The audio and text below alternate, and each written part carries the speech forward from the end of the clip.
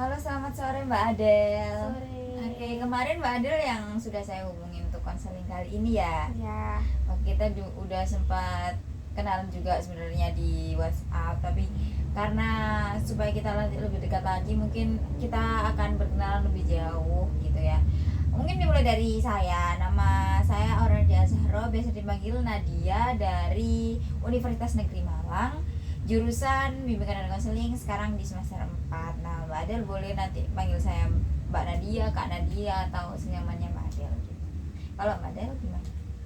Nama saya Adelia Novi, biasanya dipanggil Adel aja.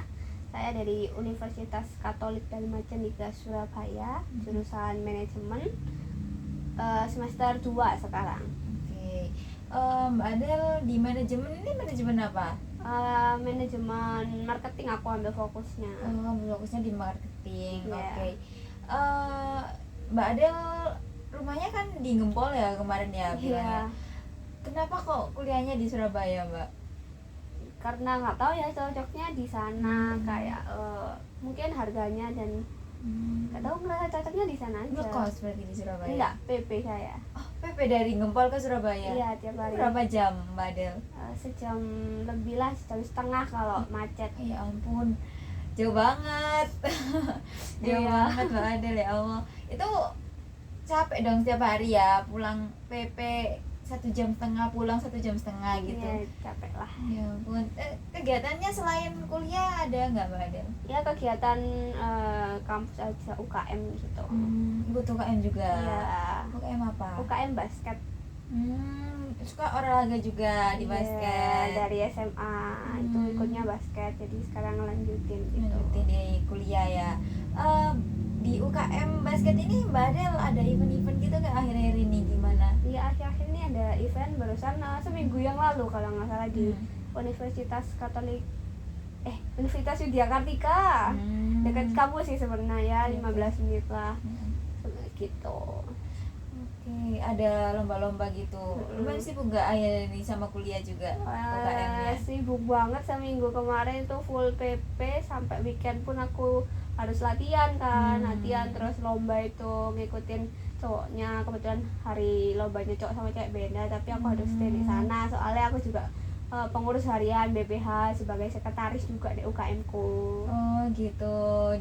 Di UKM berarti juga ada jabatan yang penting juga berarti. Iya. Jadi lumayan ya, Iya. lumayan ribet, kewalahan juga di Lumayan. kuliah sama UKM. Oke Mbak Adel, keren. Sebelumnya nih, sebelum kita lanjut ke konseling, Mbak Adel udah pernah konseling belum? Udah beberapa kali. Dua kali. Oh, 2 kali. Iya. Karena kita akan konseling, mungkin Mbak Adel juga mungkin sedikit lupa ya. Saya izin mengulas kembali agar nanti tidak ada kebingungan, tidak ada yang terkendala atau terganggu di proses konseling kita gitu, agar berjalan dengan lancar juga.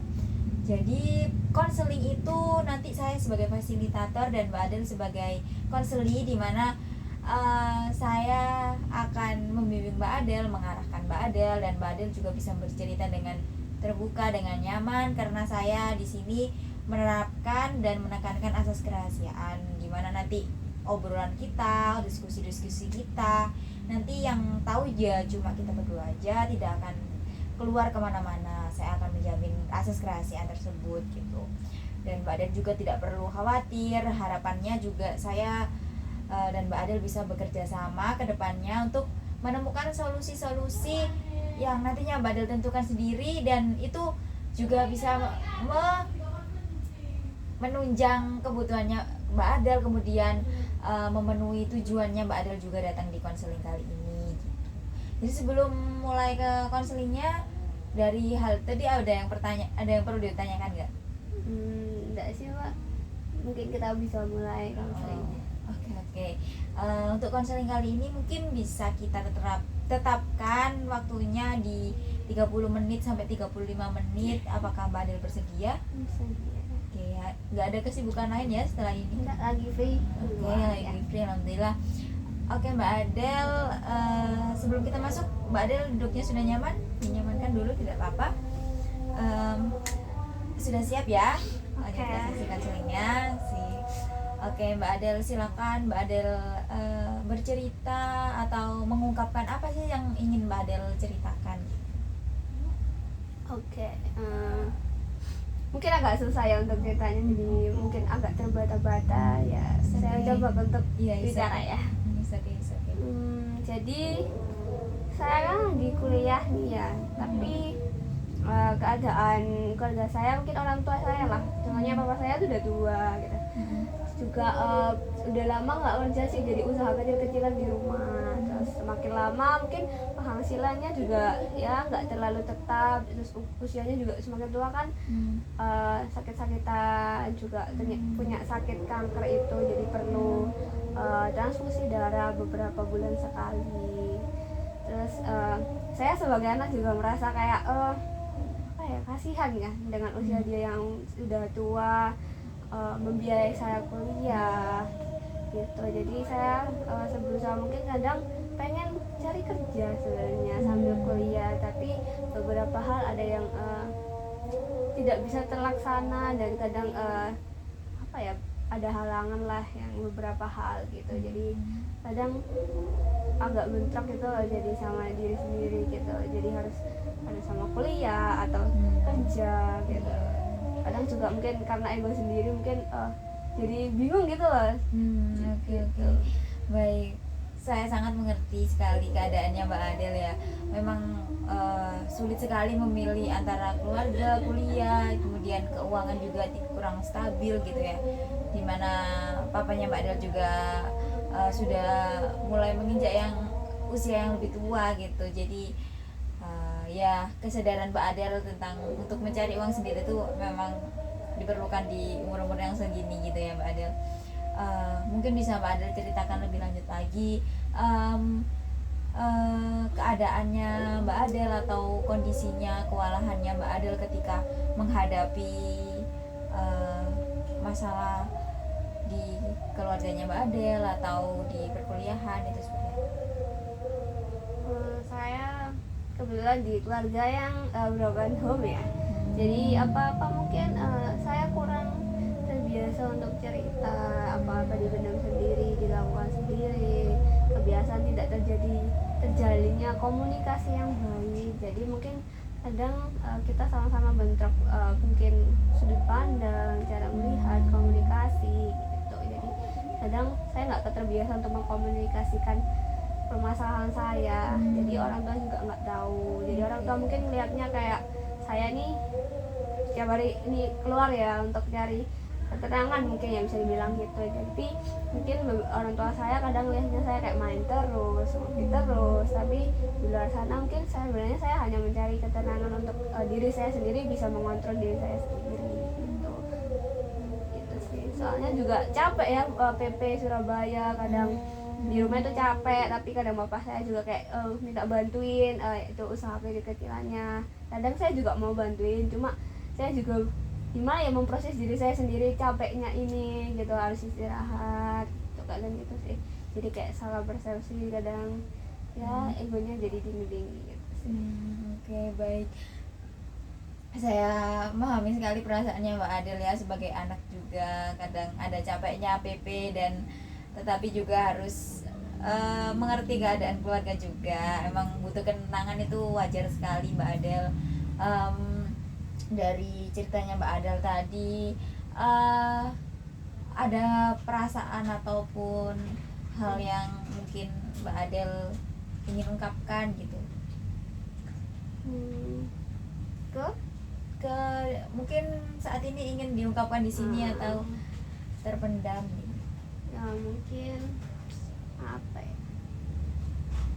ya, kuat-kuat untuk diri sendiri sih, dan semoga bisa apa ya, melakukan hal-hal yang mungkin terkendala, mungkin bisa dilancarkan, kayak dirinya kuat-kuat deh gitu loh, meskipun gak peduli deh orang lain juga mikirnya gimana, yang penting kita udah tahu batasan diri kita harus berjalannya gimana, baiknya buat diri kita sendiri. Meskipun orang-orang di luar sana ya tetap selalu nuntut ngerti keluarga gini-gini gitu, sedangkan kadang kita juga mengutamakan keluarga, tapi aku sendiri pun juga bingung untuk aku juga, siapa yang dengerin aku, siapa yang mau tahu aku, siapa yang ngertiin aku, sedangkan aku aku selalu berusaha untuk ngertiin mereka, tapi ternyata yang aku ngertiin mereka pun ternyata nggak dilihat kadang gitu. Jadi yang dilihat kayak hanya aku memperdulikan diriku sendiri seenaknya gitu.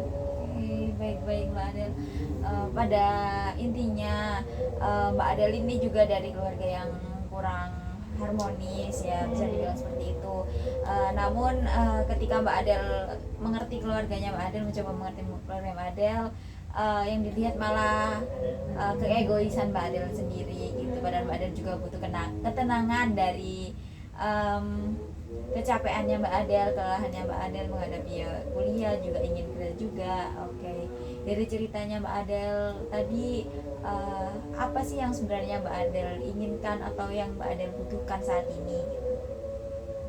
Mungkin ya semoga butuhkan ya saya ini, semoga bisa dapat kerjaan sih untuk ya membantu meringankan biaya kuliah dan biaya kehidupan sehari-hari, mungkin biar tidak terlalu memberatkan papa saya, jelasnya itu sih mungkin ini. Oke, keinginannya Mbak Adel ingin bekerja berarti? Iya. Oke. Sudah pernah bekerja sebelumnya atau seperti apa? Belum sih, Belum. Jadi hanya masih bantu-bantu papa di rumah gitu dengan usaha kecilnya. jadi masih mencari gitu. Iya. Dari keinginannya Mbak Adel kan ingin mendapatkan pekerjaan juga untuk membantu keluarga. Nah, dari Mbak Adel sendiri apa yang udah Mbak Adel lakukan untuk memenuhi keinginannya Mbak Adel tersebut? Ya mungkin hanya cari-cari kerja di lowongan website lowongan kerja itu, sama aplikasi job street atau apa gitu. Mungkin kadang itu sih, sama ya ngopi-ngopi gitu. Gitu aja sih. Oke, jadi selama Mbak Adel mencari-cari selama ini gitu, apakah itu membuahkan hasil ataupun Mbak Adel sempat diterima atau interview sampai gitu? Pernah sampai interview beberapa kali. Sempat interview tapi ternyata nggak diterima. Juga ada beberapa kali dapat interview jauh nih di Surabaya Barat. Nah, kadang saya merasa kayak yakin nggak ya daftar di sini, didatangin nggak ya. Terus kadang saya juga sampai minta pendapat ke kakak saya, ini bagus nggak, ini oke nggak, mungkin boleh nggak ke sini. Nah kadang itu malah jadinya kayak jangan kerja di situ, kayak cari yang lain-lain mungkin lebih bagus. Kadang kalau sempat kan dapat panggilan, terus papa saya pas lagi di rumah sakit, hanya saya yang bisa jaga di keluarga ini, saya doang. Jadi ya saya mengorbankan interview saya, jadi saya harus jaga papa saya dan jaga kakak saya. Ya wes nggak apa-apa, mungkin nanti ada panggilan lagi. Tapi ternyata ya nggak semudah itu dengan pola pekerjaan sekarang yang sangat rumit mungkin kayak didapat gitu kan. Kadang mungkin ada panggilan tapi ternyata sayangnya nggak cocok gitu. Gitu. Jadi pada dasarnya Mbak Adel juga sudah beberapa kali mencari pekerjaan gitu, tapi memang ada yang kurang cocok, ada yang jauh, ada yang emang nggak diizinkan orang tua, kakak, atau ada kendala-kendala dari keluarga juga gitu. Akhirnya Mbak Adel larinya ke ngopi nih ya, akhirnya gitu yang Mbak Adel bilang tadi ya. Mbak Adel mengatakan bahwasanya juga selingan selain mencari kerja juga ngopi-ngopi aja gitu. Nah, yang Mbak Adel lakukan saat Mbak Adel ngopi ini apa Mbak? Ya apa ya menenangkan diri, kayak ya kadang sambil scroll lagi sih cari lowongan, tapi ya kan obatnya stres, capek juga pikiran kan bingung ya, sambil kayak gak apa-apa mungkin nanti ada lowongan lain, sambil ya ngopi, duduk, memahami diri sendiri, memahami situasi, memahami dunia gitu lah ya. Saat Mbak Adel juga menenangkan dirinya Mbak Adel dengan kegiatan seperti ngopi tadi, ada nggak kepikirannya Mbak Adel untuk mungkin Mbak Adel kayaknya kalau aku ngopi terus nggak bakal bisa gitu, atau ada usaha-usaha yang Mbak Adel lakukan untuk memenuhi keinginannya Mbak Adel? Iya sih, sempat kepikiran gitu ya, ngopi terus ada kayak kadang di bisa jadi bad habit nih karena kita pengeluaran belum males. Tapi dengan adanya ngopi, mungkin kadang dengan teman-teman saya juga aku ngobrol itu jadi kayak suatu pemikiran kita jadi luas, jadi sempat kepikiran kayak buka usaha gitu, bisnis sendiri yang mungkin bisa kayak karena cari kerjaan susah apa mungkin bisa bangun bisnis sendiri ya, ada kepikiran kayak gitu sih. Oke.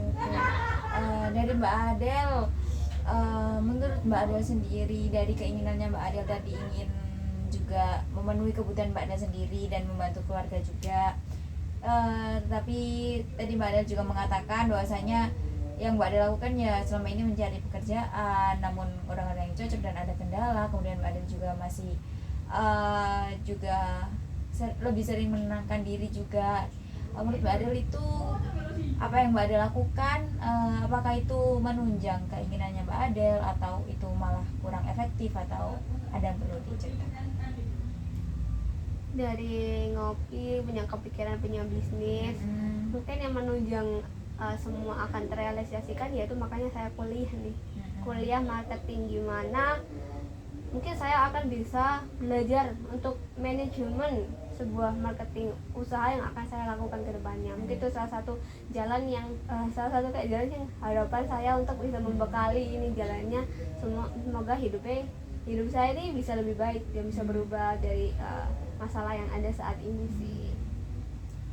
Oke Mbak Adel, namun tadi Mbak Adel mengatakan bahwasanya ketika Mbak Adel ngopi itu juga bisa menjadikan bad habit kan buat Mbak Adel. Nah, apakah bad habit yang Mbak Adel katakan ini itu membantu Mbak Adel atau malah menjadi sebuah kendala untuk menunjang keinginannya Mbak Adel? Sejauh ini cukup menolong. Mungkin bad habitnya karena pengeluaran terus, tapi pasti beberapa kali saya akan terus kayak berusaha untuk mengurangi, tapi tetap kayak udah kebiasaan ngopi jadi udah kayak apa ya, kayak ya doping, jadi semangat untuk ngelakuin apa aja, di salah satu kayak penyemangat setiap harinya untuk saya, meskipun ya bisa dibilang bad habit karena spend money setiap harinya untuk ngopi ya. Oke. Saya paham sekali ya Mbak Adel.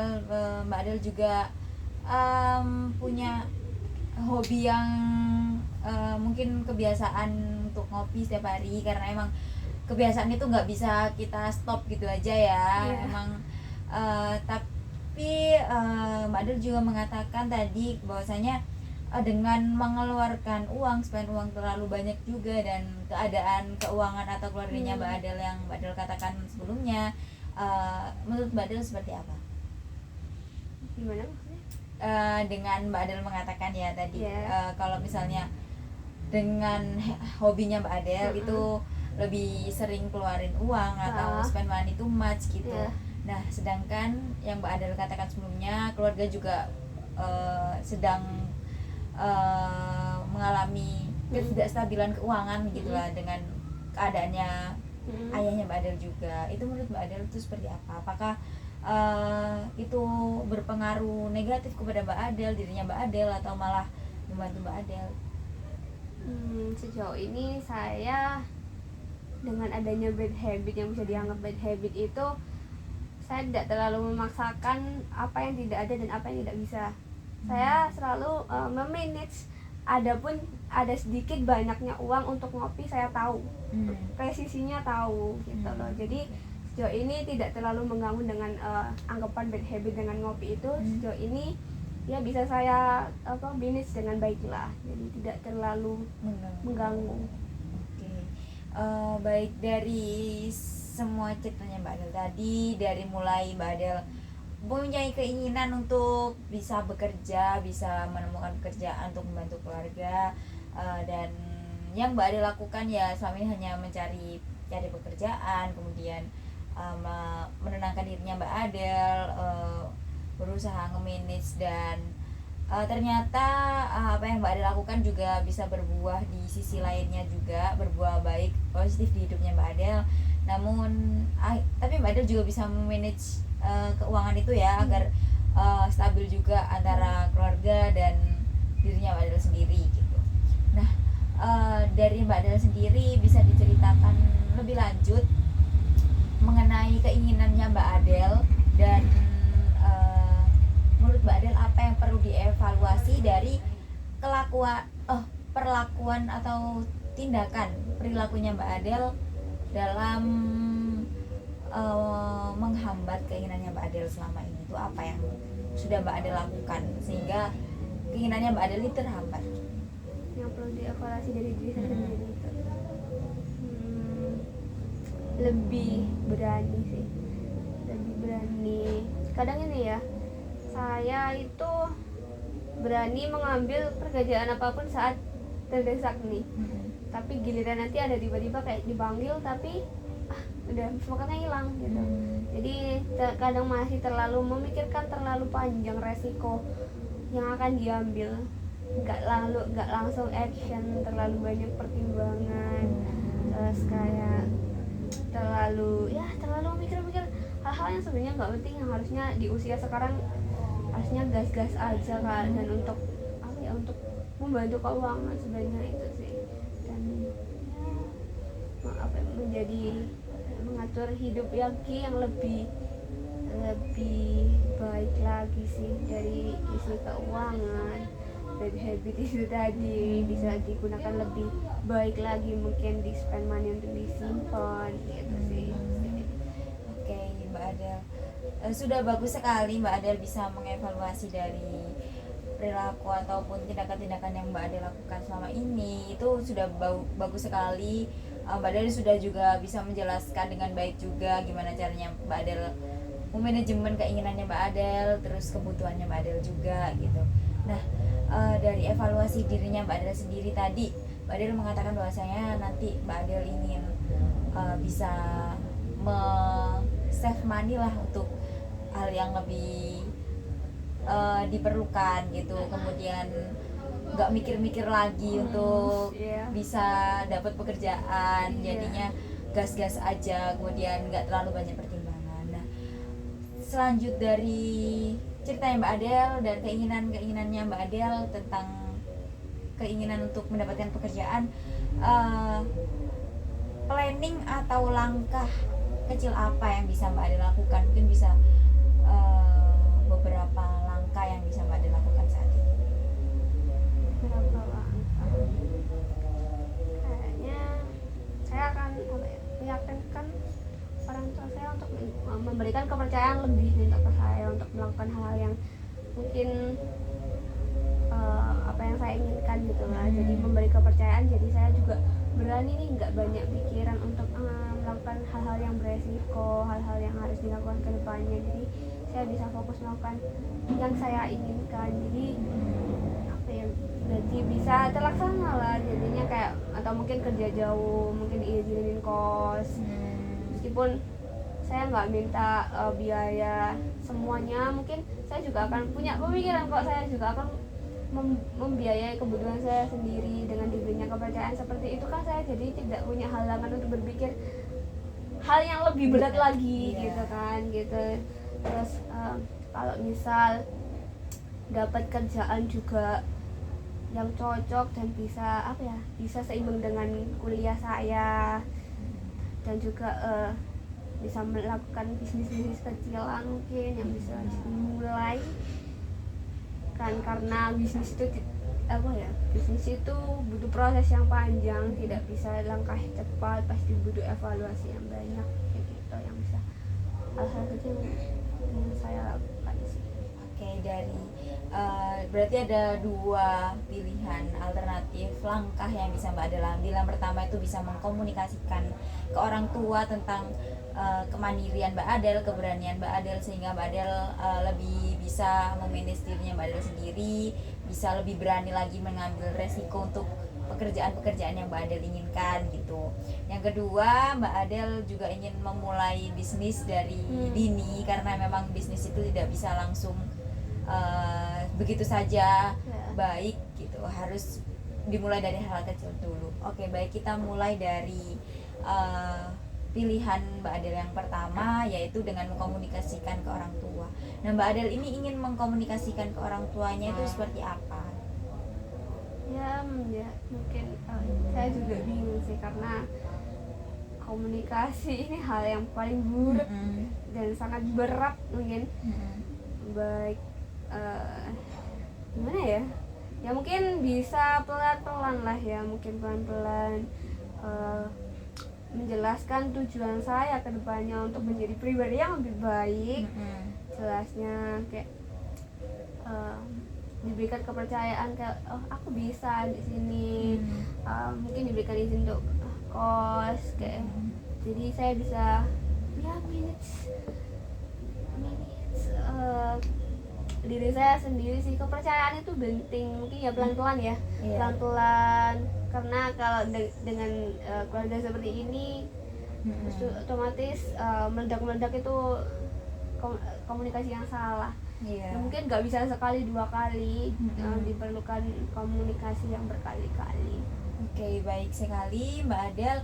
Dari pilihan Mbak Adel yang pertama ini, kira-kira waktu yang tepat bagi Mbak Adel untuk bisa melakukan dan berkomitmen untuk melakukan dan bertanggung jawab untuk bisa melakukan pilihannya Mbak Adel yang pertama itu apa langkah yang waktu yang tepat?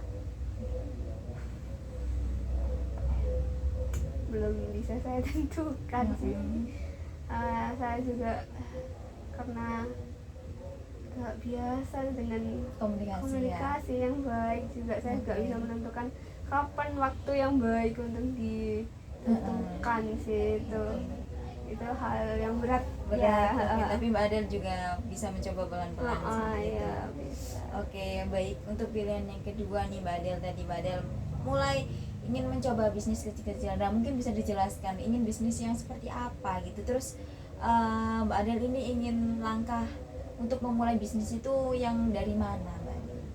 Bisnis kecil-kecil mungkin saya dulu pengen kayak bisnis kaos atau kalau sekarang yang rame tuh ya kayak es teh gitu, atau mungkin kopi tapi kopi food truck gitu.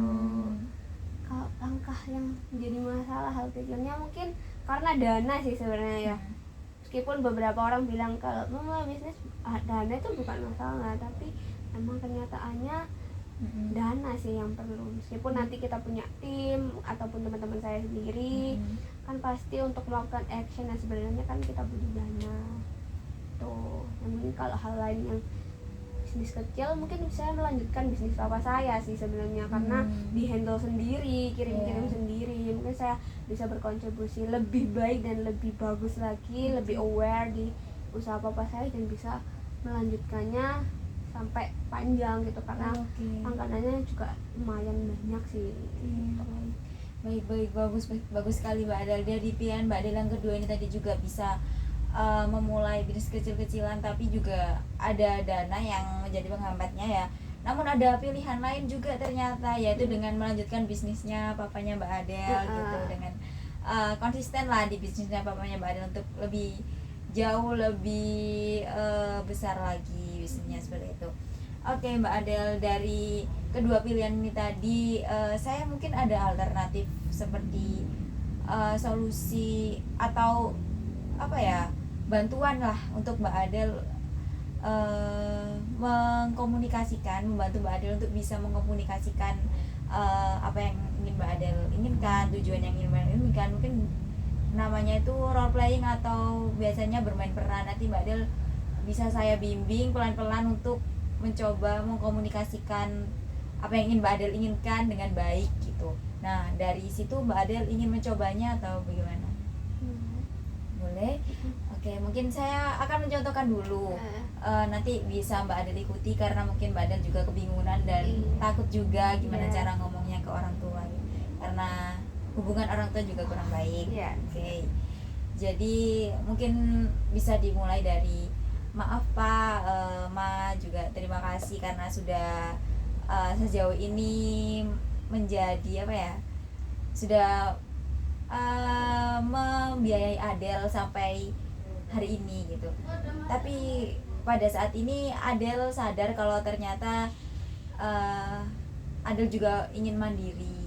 Adel ingin bisa memanage diri Adel sendiri, bukan untuk merepotkan mama juga, atau bukan maksud untuk lebih menyusahkan papa mama juga, membuat papa mama lebih khawatir. Tapi setidaknya dengan Adele mandiri, Adele lebih sadar tentang kebutuhannya Adele, ya Adele harap itu bisa lebih membuat Adele percaya dengan dirinya Adele sendiri gitu, tentang mungkin keuangan yang sulit itu Adele bisa usahakan untuk dirinya Adele sendiri. Seperti itu.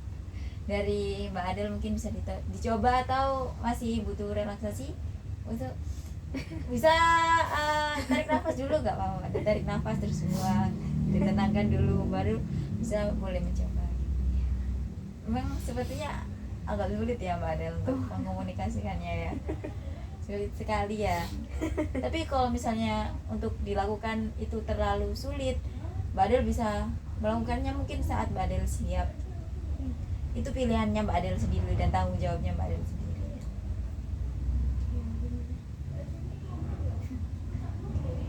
Makasih. Oke, nggak apa-apa Mbak Adele. Bisa mencoba, atau kita lewati saja. Lewati saja. Oke, nggak apa-apa.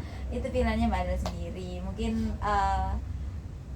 Mungkin perasaan-perasaannya Mbak Adele memang ingin Mbak Adele ungkapkan itu sulit ya, karena emang jarang untuk komunikasi juga dengan orang tua. Baik, tidak apa-apa Mbak Adele. Sudah sangat bagus sekali tadi Mbak Adele ingin mencoba mengkomunikasikan, itu sudah sangat bagus sekali. Sangat wajar jika memang hal itu sedikit sulit ya. Di pilihannya Mbak Adele kedua saja deh, itu tadi bagaimana menurut Mbak Adele, apakah bisa Mbak Adele konsistenkan dan bisa Mbak Adele bertanggung jawabkan, dan mungkin bisa dilakukan juga dengan Mbak Adele di pilihannya Mbak Adele yang berikutnya tadi. Bisa. Menurut Mbak Adele, dari pilihan yang kedua ini tadi, apakah itu menunjang, apa itu bisa direfleksikan lah di pilihannya Mbak Adele ini? Bisa ya itu, tapi dengan sebuah usaha kan diperlukan dana ya, mungkin ya itu mulai dengan saya mungkin cari kerja untuk saya save dulu beberapa untuk ditabung, mungkin suatu saat nanti kalau berkumpul kita mulai langkah kecil untuk memulai satu usaha itu. Oke, jadi Mbak Adele akan mulai konsisten untuk cari kerja gitu ya, supaya bisa save money dan nantinya bisa Mbak Adele pergunakan untuk bangun usahanya Mbak Adele sendiri. Untuk meneruskan usahanya papa tadi, Mbak Adele bagaimana? Ya sejauh ini cuma bisa bantu kayak packing, terus ukuran timbangannya, tapi sih terkendalanya saya belum tahu langsung tujuan pelanggannya, kan ada di pasar-pasar itu loh. Soalnya biasanya pesannya tuh langsung barang banyak gitu kan di motor ya, itu salah satu kendala yang belum bisa saya langsung terjun ke pasar gitu yang bisa saya lakukan. Dan untuk pemasoknya, kulaannya gitu, saya juga mungkin cuma beberapa tempat yang tahu Purwosari atau apa, cuma belum tahu secara langsung transaksinya, besarannya, harganya. Itu mungkin saya harus lebih tahu lebih banyak lagi untuk mendalaminya gitu. Oke, baik sekali Mbak Adele, karena waktunya juga sudah mau menunjukkan habis ya. Mungkin kita bisa saya izin merangkum dulu diskusi kita pada hari ini. Tadi Mbak Adele bercerita kalau misalnya ada masalah keluarga yang memang membuat Mbak Adele membutuhkan ketenangan, sehingga Mbak Adele sering keluar tapi dianggapnya egois oleh orang-orang sekitar dan keluarganya Mbak Adele. Mbak Adele sudah sempat mencari pekerjaan karena Mbak Adele memiliki keinginan untuk lebih mandiri lagi dan lebih bisa membantu keluarga lagi di finansial. Namun terkendala karena Mbak Adele yang mungkin terlalu banyak menenangkan diri, yang terlalu capek juga, jadinya mencari pekerjaan itu juga agak sulit dan kurangnya kepercayaan juga dari keluarga gitu. Tapi Mbak Adele juga tadi sudah bagus sekali karena sudah mengevaluasi dirinya Mbak Adele sendiri untuk bisa lebih aware lagi sama manajemen keuangannya Mbak Adele juga, sama dirinya Mbak Adele juga. Terus langkah-langkah kecil yang Mbak Adel ambil tadi juga lumayan bagus dan sangat-sangat inspiratif juga Mbak Adel. Saya sangat mengapresiasi sekali dengan langkah-langkah kecil yang sudah Mbak Adel katakan dan Mbak Adel pertanggungjawabkan, yaitu dengan mencoba pelan-pelan mengkomunikasikan perasaannya Mbak Adel ketika Mbak Adel siap gitu.